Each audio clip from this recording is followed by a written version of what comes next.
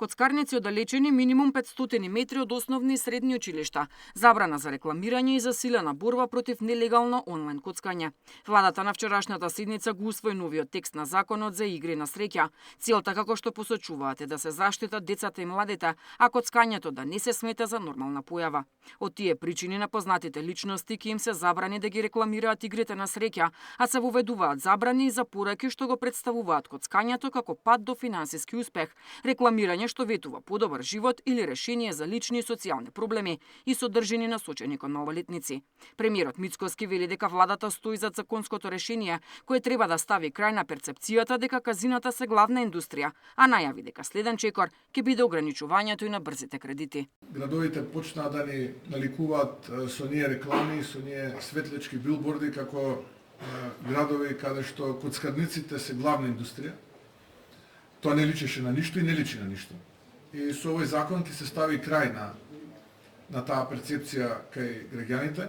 Некако до тие казина, како по правило се отвараат канцеларии каде што се даваат и брзи кредити, следно на што ќе работиме ќе биде и тоа. Врз нашата анализа направена, заклучивме дека најголем дел од луѓето како причина за напуштање на државата токму го користат и тој аргумент, долговите кои што се наталожиле.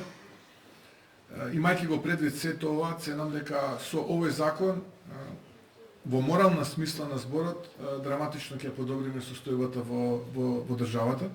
Реагира од Сдруженијето Сакам да работам, кое ги представува вработените во овој сектор. Оттаму повторно предупредуваат дека со овој закон се загрозени повеќе од 10.000 семејства, но и целиот сектор кој годишно придонесува со над 350 милиони евра во буџетот.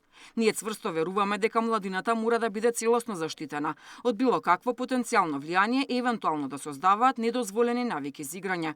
Но уште еднаш предупредуваме дека е опасно да се користи популизам, кој е секогаш допадлив за пошироката јавност, без да се земат предвид последиците кои неминовно ќе се случат. Ако ја вратиме Македонија во 90-тите години од минатиот век, кога се играше со кибритчиња на камениот мост, а покер апаратите се криеа зад завеси во задните делови на кафулињата, стои во реакцијата на Сдруженијето. Истражувањето на Институтот за јавно здравје, пак објавено кон крајот на минатата година, покажа загрижувачки тренд на пораст на коцкањето помеѓу младите. Според нивните податоци, 25% од учениците се коцкале во последните 12 месеци, додека онлайн коцкањето е застапено кај 15% од учениците. Текстот кој вчера беше усвоен од владата, следните денови ќе биде испратени до собранието.